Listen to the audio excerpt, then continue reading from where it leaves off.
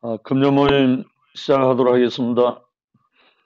요한복음 6강 생명이 있는 말씀 첫 번째 살리는 말씀. 본문 말씀은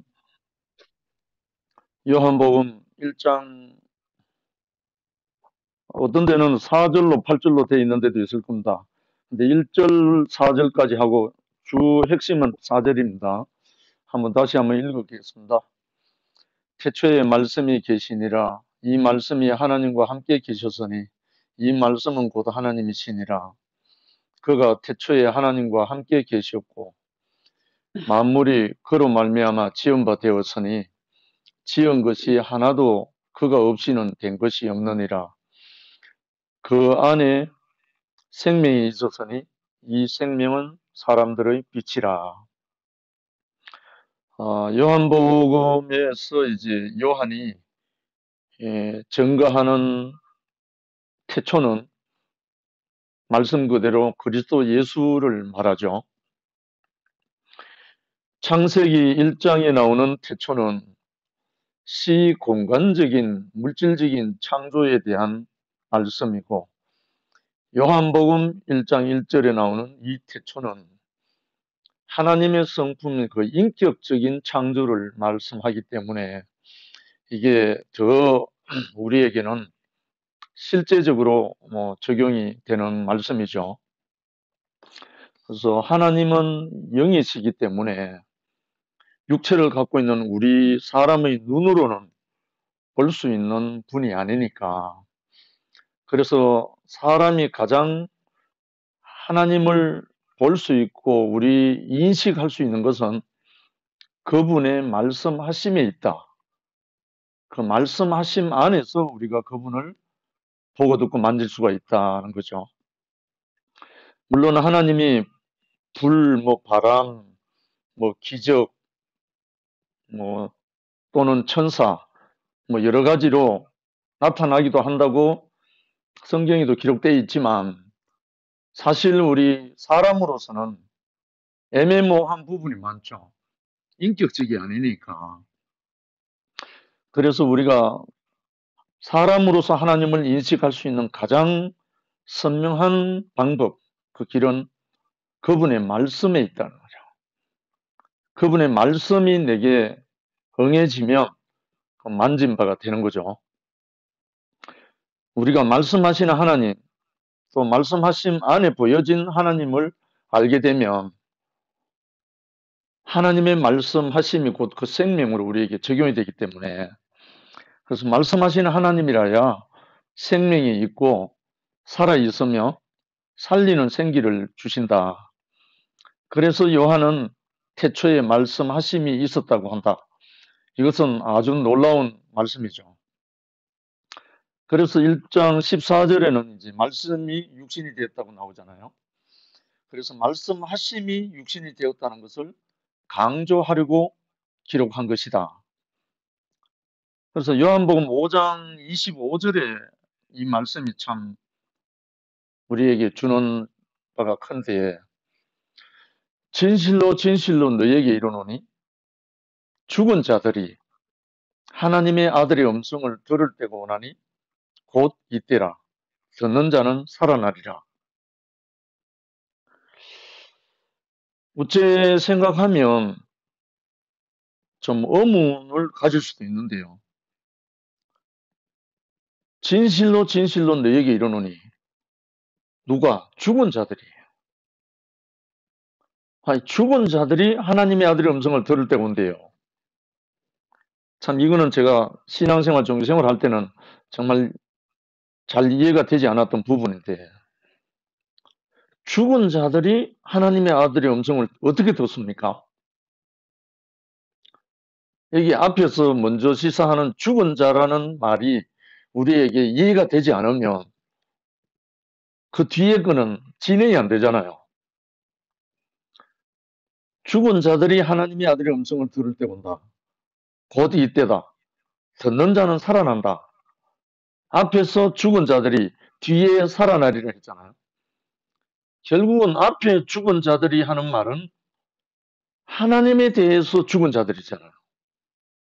하나님에 대해서 끊어진 자, 쉽게 말해서 관계가 단절되어 버린 하나님에 대해서 죽은 자들이 하나님에 대해서 살아있는 하나님 아들의 음성을 들으면 살아난다. 말씀이 되죠. 그래서 하나님에 대해서 죽은 자들이 하나님에 대해서 살아있는 하나님의 아들의 음성을 들으면 하나님의 아들로 다시 살아난다. 지영아, 이해되지? 그래서 이 말씀이 이해되고 난 다음에 제가 얼마나 감격을 했는지 모릅니다. 내가 뭐에 대해서 죽었고 뭐에 대해서 이제 살아났는가? 이게 너무 밀려오니까 견딜 수가 없었어요. 그 기쁨이. 그래서 저에게 적어도 그 하나님의 아들의 음성을 들려준 한 사람으로 인해서 제가 춤을 추게 됐거든요. 그건 뭐 별말 아니에요. 제가 죽어 있었던 것을 모르고 있었는데 한 형제가 와가지고 이 형제는 어둠이라고 말한 것밖에 없어요. 사실은. 너무 아무것도 아니잖아요. 어째 보면. 그런데 내가 어둠인 줄 몰랐거든요. 이 말을 다른 말로 하면 하나님에 대해서 어둡다. 이 말은 하나님에 대해서 죽어 있다. 이 말이잖아요. 그러니까 그 말을 듣고 저에게 빛이 왔단 말입니다. 빛이 오고 나니까 제가 살아난 거예요. 그러니까 이건 너무 쉬운 건데 사실은 이 비밀이 정말 요한복음 5장 25절에 이 참 비밀스러운 말씀이에요. 저는 이 말씀을 생각할 때마다 제 인생 전체가 드러나기 때문에 저는 항상 이 말씀을 많이 증가합니다. 진실로 진실로 너에게 이르노니 죽은 자들이 하나님의 아들의 음성을 들을 때고 나니 곧 이때라. 듣는 자는 살아난다.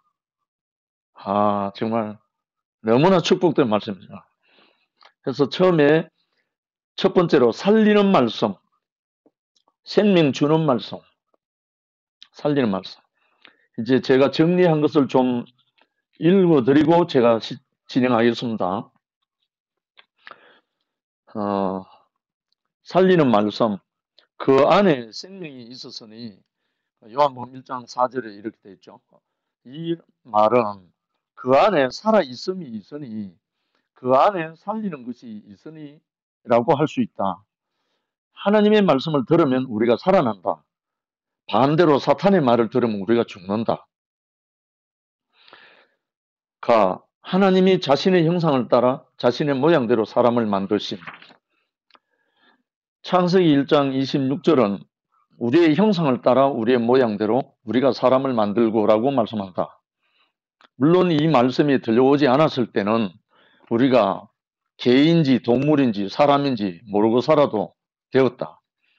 그러나 이 말씀이 들려오고 나면 우리는 동물적 인생에서 인격적 인생으로 전환된다. 이 말씀이 없을 때는 사람은 누구나 동물적인 인간이었다. 하나님 말씀이 들려오면 그때 비로소 동물적 사람이 인격적 사람으로 바뀌어진다. 점점. 이것은 내가 스스로 한 것이 아니고 내게 목적을 두신 이로 말미암아 일어난 일이다.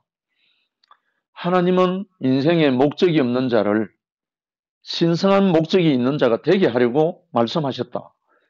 이 말씀 이전에 내게는 목적이 없었다. 그렇잖아. 하나님의 말씀, 목적이 있는 그분의 말씀이 들려오기 전에는 저에게 목적이 없었어요. 저뿐 아니라 모든 인생은 마찬가지잖아요. 그러나 우리가 이 말씀을 알아듣고 나면 원하든지 원치 않든지 목적이 있는 사람이 된다. 목적이 있으면 살아야 할 이유가 있고 목적이 없으면 인생이 허무해진다. 그래서 허무가 심해지면 자살에까지 이르게 된다. 요즘 그런 소식 많이 듣죠. 연예인도 가고 대통령도 가고 뭐 많은 사람들이 자기 인생이 허무해지면 살아야 할 이유가 사라지면 스스로 목숨을 끊는 거잖아요. 그분의 형상을 따라 그분의 모양대로 사람을 만든 것은 우리로 하여금 하나님의 경륜에 참여하는 자가 되게 하기 위한 것이다. 하나님의 경륜에 참여하는 자가 되게 하기 위한 것이다. 인격적 인간이나 하나님의 목적이 있는 자, 하나님의 경륜에 참여하는 자는 하나님의 기름 부음 받은 사람이다. 기름 부음은 바로 그리스도다. 즉 사명자가 되었다는 것이다. 사명이 있는 사람의 삶은 독특한 삶을 살게 된다. 아멘. 그럼 결국은 하나님의 경륜에 참여하는 자가 되게 하기 위한 것인데 그 하나님의 경륜에 참여하는 자가 누구냐 하면 그리스도예요. 그 그리스도란 말은 기름 부음 받은 자잖아요. 기름 부음을 줄 때는 어떤 사명이 있어서 기름 부음 받는 거예요. 그러니까 사명자죠. 하나님의 사명자, 물론 천사도 있을 수 있지만 특히 우리 육체를 갖고 있는 우리 사람은 하나님의 형상을 따라 하나님의 모양대로 지어졌기 때문에 하나님을 대신하는 사명을 주신 거예요.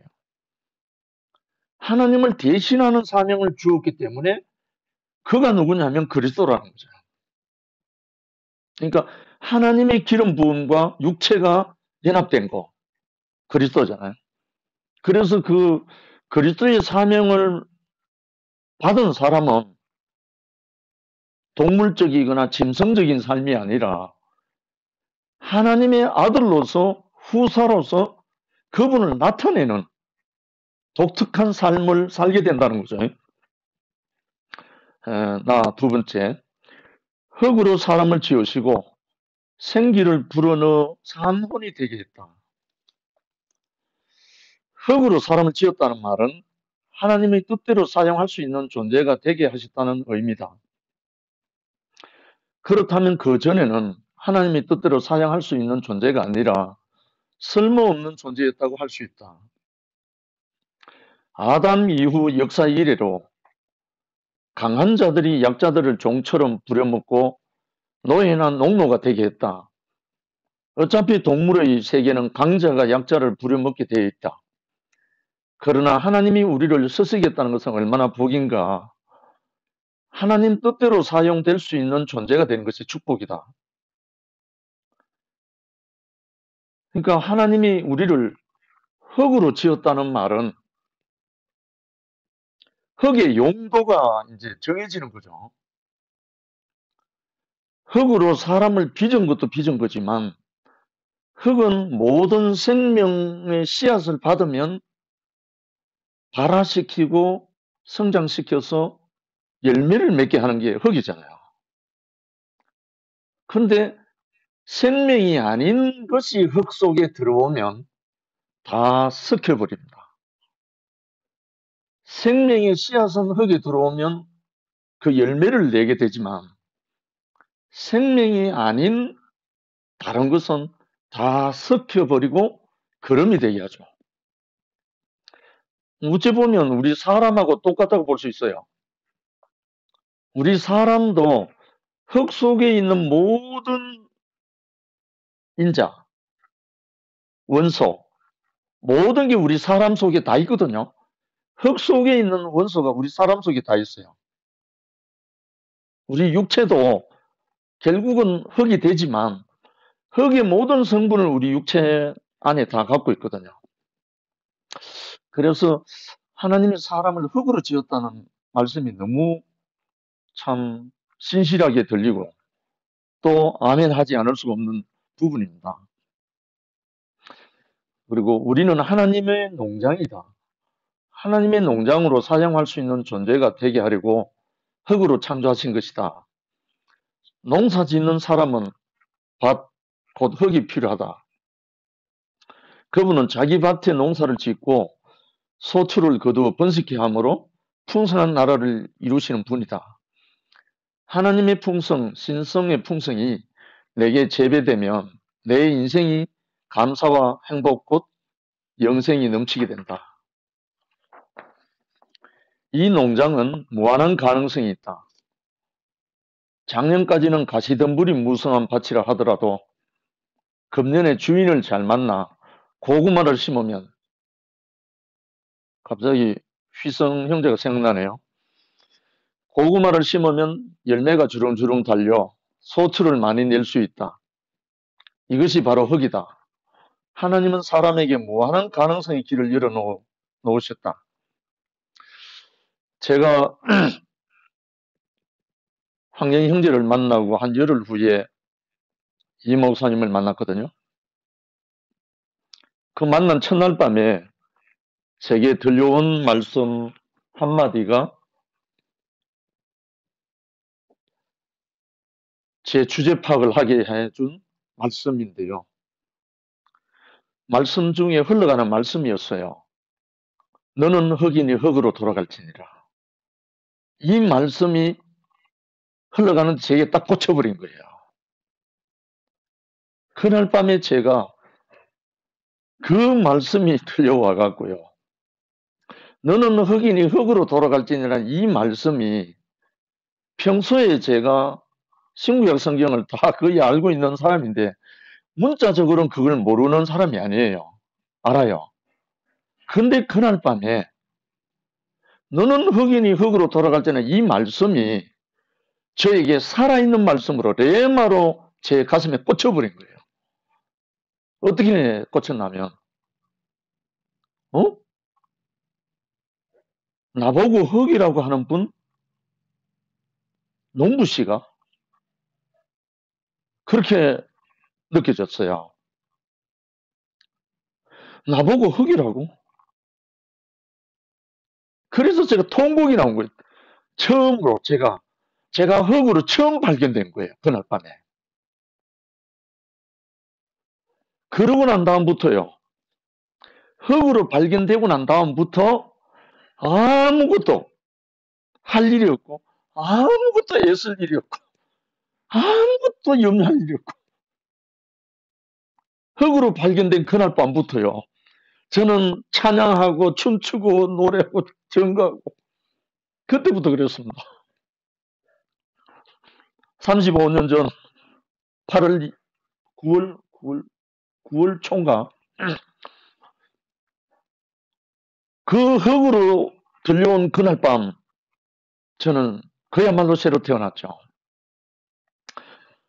내가 흙이라는데 왜 그렇게 모든 것으로부터 해방됐는지 모르겠어요. 그동안에 제가 무슨 딜레마에 빠져 있었냐면 내 이웃을 내 몸같이 사랑하라. 내 원수를 사랑하라. 이 말씀의 딜레마에 빠져서 몸부림친 사람이에요. 아무리 해도 이웃을 사랑할 수가 없고 내 몸처럼 아무리 애수가 힘써도 원수를 사랑할 수 없고 오히려 원수가 생기는 거예요. 다른 말로 미운 사람이 생기는 거예요. 그런데요. 너는 흙이니 흙으로 돌아갈지라는 그 말씀 듣고 난 그날 밤부터 저는 사랑하고 안 하고 그 문제에서 완전히 해방됐어요. 왜 해방됐냐면 흙이 무슨 뭘 한다고? 흙인 주제에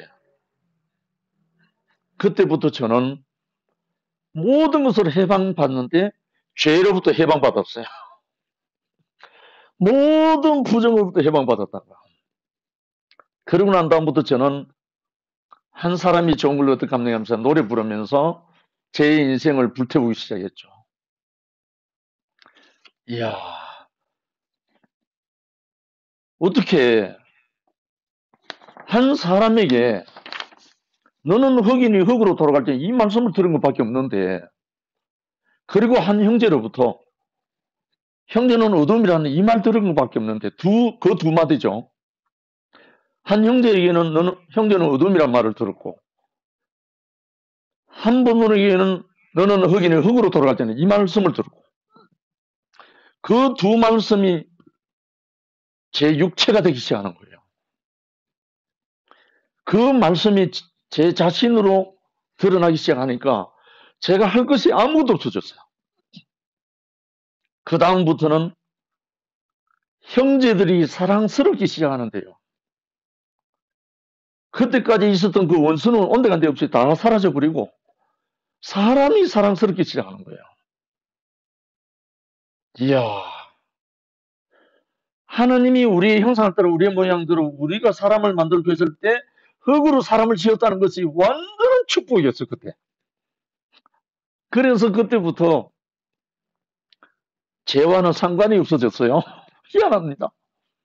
그리고 그때까지 사랑하려고 몸부림쳤던 것 다 끝나고 보이는 사람마다 사랑스럽기 시작하는데 제가 이 복음, 어둠이라는 것과 흙이라는 것을 가지고 그리스도를 증거하기 시작하는데 제가 그때부터요 정말 제정신이 아니죠. 뭐 한마디로 왜 원수가 없어졌으니까. 그래서 이제 이 하나님이 정작한다는 게 뭔지, 하나님이 왜 흙으로 사람을 지었는지, 그것이 점점 만져지면서 제 안에서 끊임없는 찬양이 흘러나오기 시작해서. 그래서 그때부터 제가 노래를 많이 지었잖아요. 한 8곡 지었죠. 뭐, 눈을 떠보내부터 시작해서, 한 사람이 날 사랑하셔서, 노래부터 시작해서, 여러 가지 많이 나오죠. 결국은 뭐냐 하면, 하나님이 사람을 지었다는 거예요. 하나님이 사람을 지었는데, 이 사람은 하나님 당신을 대신하려고 지었다. 이것이 꽂히니까요. 이제는 내가 뭘 해야 된다가 아니고, 그 말씀이 제 자신에게 적용이 되니까, 저절로 형제를 사랑하게 되고, 형제를 찾아가게 되고, 그렇게 저절로 흘러가더라니까요.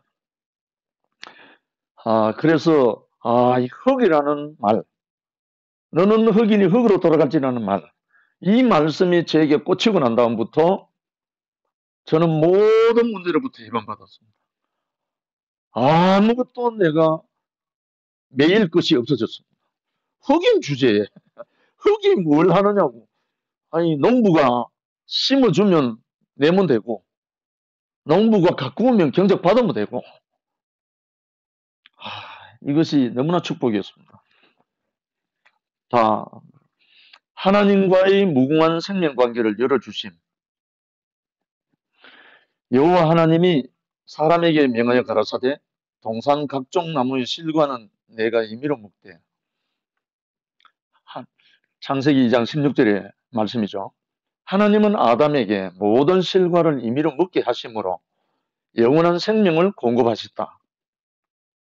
또한 하나님의 동산을 지키게 하심으로 영원한 사역을 허락하셨고 하나님과의 무궁한 생명관계를 열어주심으로 영생을 누리게 하셨다. 영원한 생명 공급은 영원한 생명 관계이다. 무궁한 생명 관계라고 했잖아요, 방금. 하나님과의 무궁한 생명 관계를 열어주셨다. 이 말은 하나님과 단절된 원인이 뭐죠? 선악의 지식이었잖아요. 하나님과 관계가 단절된 것은 아무것도 없어요. 단지 먹지 말라 한 선악을 알게 하는 그 지식의 열매를 먹은 것밖에 없어요. 그런데 하나님의 관계가 단절됐거든요. 이제 제가 그 모든 죄, 아침에 눈 뜨면 회개하고 잠들기 전에 회개하고 철학기도 금식기도 온갖 기도하면서 그 전부 다 죄로 말미암아 시작한 거잖아요. 그런데 이 하나님과의 관계가 회복되고 나니까요. 어디서 회복됐습니까? 어둠을 시인한 것밖에 없어요. 그리고 내가 흙이라는 것을 시인한 것밖에 없어요. 그때부터요. 이 단절됐던 선악이 원무효되고 다른 말 힘을 잃어버리고 무궁한 생명 관계가 회복된 거예요. 관계가 회복되고 나니까 감사와 찬양밖에 안 나오는 거예요. 그리고 형제들을 향해서는 사랑할 수밖에 없는, 그래서 영원한 생명 공급은 영원한 생명 관계가 회복되는 것이다. 그러니까 에덴 동산에서 일어난 그 사건의 거꾸로 돌아가는 거죠. 거꾸로. 선악을 알게 하는 열매를 먹으면 결코 죽지 아니하리라고 꼬셨잖아요. 뱀이. 근데 거기에서 이제는 무엇이 되려고 하나님같이 된다고 했으니까 넘어갔다고 돼 있어. 그러니까 내가 무엇인가 되려고 했던 것이 끝나고 내가 어둠이고 내가 흙일 뿐이고 이 자리에 딱 서니까 내가 무엇이 되려고 하는 것이 끝나버리니까 하나님에 대해서 관계가 회복된 거예요. 원인이 제거된 거예요. 근원이 제거돼 버린 거죠. 그러고 난 다음에 하나님을 향해서는 감사와 찬양이 넘치고 보는 사람마다 형제 자매들은 사랑스럽고 참 이거 참 완전 다른 세계에 왔잖아요. 그 후로부터 제 안에서 눈치 보는 게 없어졌어요. 왜? 눈총을 받지 않으니까. 하나님으로부터 눈총 받을 일이 없잖아요. 다른 말, 이 말은 하나님은 눈총을 주지 않는데 사탄으로부터 눈총을 받을 일이 없다니까요. 흙이 된 그 자리에서. 그 다음부터 이 주제 파악이 되고 나니까 사람을 보면 사랑스럽죠. 하나님을 생각하면 감사와 찬양이 나오지 않을 수 없죠. 아, 이것이 인생이구나. 그래서 그때서야 비로소 제 막내딸 이름이 찬양이거든요. 그때는 아직 찬양이가 태어나기 전이니까 제가 그때 목사님께 뭐라고 고백 간증을 했냐면 하나님이 만약에 아이를 하나 더 주신다면 그때는 이미 아이 낳는 거 끝난 거거든요. 벌써.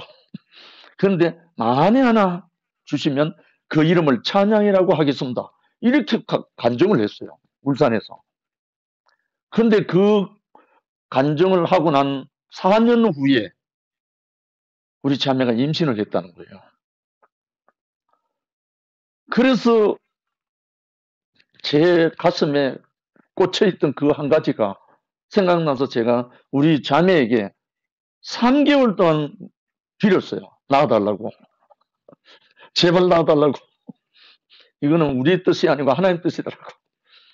왜냐하면 제가 감사와 찬양밖에 없는 인생이기 때문에 아이가 난다면 그거는 찬양이다. 그렇게 제가 마음을 먹었던 거거든요. 그래서 하나님과의 무궁한 생명 관계를 열어줬다. 결국은 누가? 우리가 하나님에 대해서 죽었던 자들이었는데 하나님의 아들의 음성을 들을 때가 온다. 곧 이때다. 듣는 자는 살아난다. 하는 이 말씀은 하나님과의 무궁한 관계를 회복시키는 거예요. 하나님에 대해서 죽었던 자들이 하나님 아들의 음성을 듣고 그 생명으로 다시 회복되고 살아났다는 말이죠. 정말 너무나 신묘막측한 하나님의 말씀입니다. 생명의 연합을 이루게 하심. 둘이 한 육체가 되게 하신 것은 생명의 연합을 말한다. 완전한 연합은 생명의 연합뿐이다. 아담의 갈빗대를 뽑아서 하와를 짓고 둘이 합하여 한 몸이 될 것이라는 말씀은 생명의 연합을 말한다. 에베소서에는 그리스도와 교회가 생명의 연합체임을 말하고 있다. 그리스도와 교회는 한 생명이라는 것이다. 예수님께서 죽으실 때 우리에게 연합의 길을 열어주셨다. 그가 죽으실 때 함께 죽고 그가 살아날 때 우리도 함께 살아나게 하신 것은 생명 안에서의 영원한 연합을 말한다. 이 원칙 안에서 하나님과 사람, 사람과 사람, 남자와 여자가 완전한 연합을 이룬다. 하나님은 우리에게 독차하는 것이 좋지 않다 하시고 부끄럽지 않은 길을 열어주셨다. 생명의 연합은 부끄러움이 없고 온전하다. 아멘. 할렐루야. 그러니까 둘이 한 육체가 되게 한다. 우리 남자 여자도 마찬가지잖아요. 부부가 한 몸이 되는 데는 부끄러움이 없잖아요.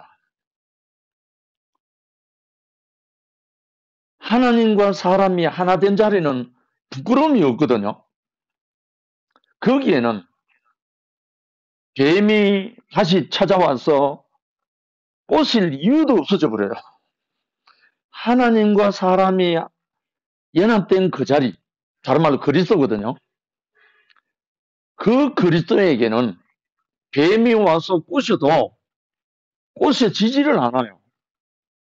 왜냐하면 하나님의 생명이 사람이 되어버렸기 때문에, 하나님의 생명이 사람의 육체가 되어버렸기 때문에 분리할 수가 없어요. 그런데 왜 아담과 하와는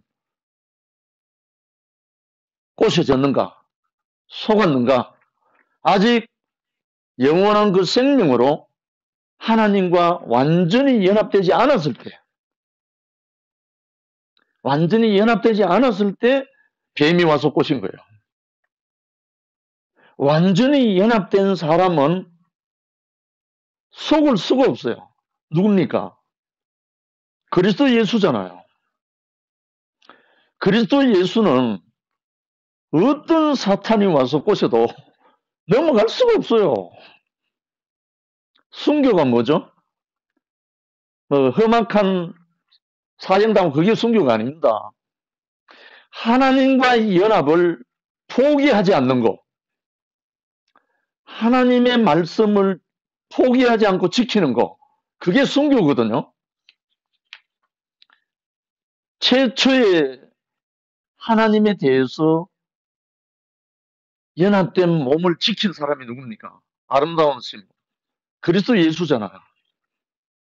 그래서 이 그리스도 예수께서 마태복음 28장 18절부터 20절에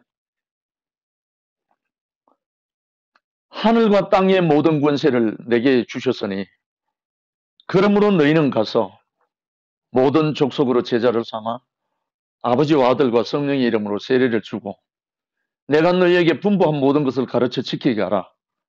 볼지어다 세상 끝날까지 내가 너희와 항상 함께 있으리라.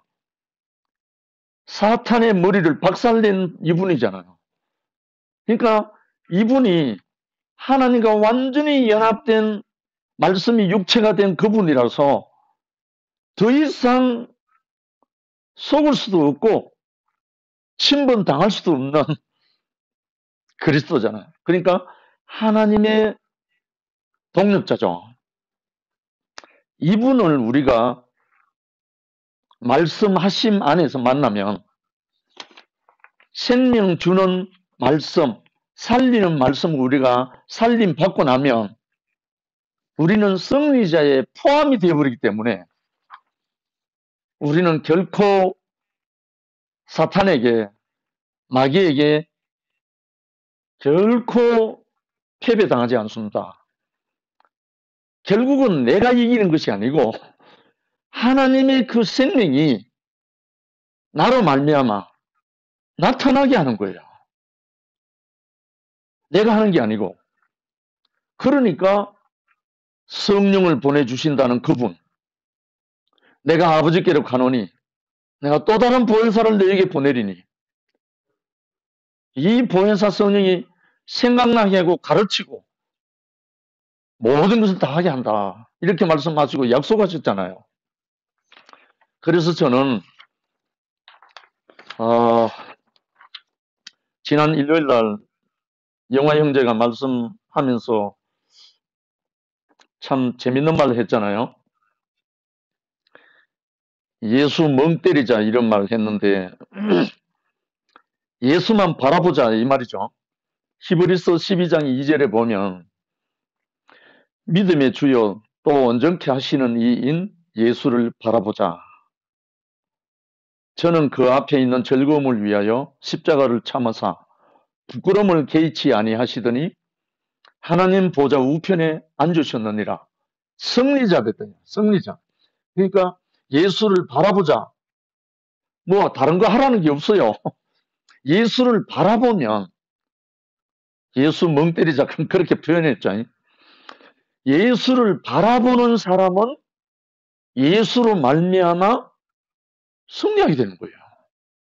다른 거 바라보지 말고 십자가에 참으사 부끄러움을 개의치 않는 이 한 분, 이분을 바라보기만 하면 다른 거 생각하지 말고 연구하고 파헤치고 이거 하지 말고 이 예수를 십자가에 못 박혀서 다이로다 하고 아버지가 내 영혼을 암살 부탁합니다 하고 당신 자신을 아버지께로 드려버린 이분을 바라보기만 하면 우리도 동일하게 승리자 하나님의 생명에 회복이 된다.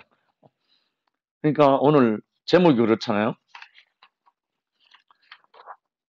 생명이 있는 말씀, 살리는 말씀.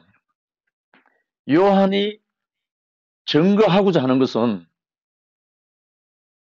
시공간적인 창조가 아니고 물질적인 창조가 아니고 영원한 하나님의 성분 그리스도 예수를 증거하려고 하는 거잖아요. 그럼 그리스도 예수는 누군가? 하나님 본체의 형상이잖아요. 하나님 본체의 형상은 하나님을 나타내면서 하나님의 나라를 회복하는 분이잖아요. 그래서 우리 2PM 형제 자매들이 다른데 우리가 시간과 노력과 모든 것을 허비하지 말고 오직 그리스도 예수를 바라보는데 예멍 예수 멍 때리자 표현을 했는데 이 예수를 바라보는 것으로 우리의 모든 것을 올인하자고 부탁하고 싶은 거예요. 그러면 그 한 예로 공간복음이든 요한복음이든 간에 예수가 하신 말씀 중에 진실로 진실로 너에게 이르노니 이렇게 말씀한 부분이 많지 않아요. 예수가 하신 말씀 중에 진실로 진실로 너에게 이르노니 하는 요 말씀이 들어간 말씀만 깊이 묵상하게 보기를 바라고 그러면 예수가 무엇을 말하고 있는지 더 심플하게 우리가 만질 수가 있어요. 저는 그래서 오늘 이 말씀 준비하면서 심오하거나 특별하거나 많이 배운 사람들이라야 알아듣는 말씀이 아닙니다. 하나님 말씀은. 하나님 말씀은 아무것도 아닌 줄 아는 사람은 다 들을 수 있어요. 다 들려옵니다. 근데 선악을 아는 지식을 욕구를 쫓아가는 사람은 안 들려옵니다. 그래서 이것이 저는 경험한 바가 돼가지고 정말 우리 함께 생명이 있는 이 말씀 하나님의 아들의 음성을 들을 때가 오나니 곧 이때라 듣는 자는 살아나리라 하신 이 그리스도 예수의 말씀 안으로 함께 행진하기를 바라는 마음입니다. 주님을 찬양합니다. 아멘.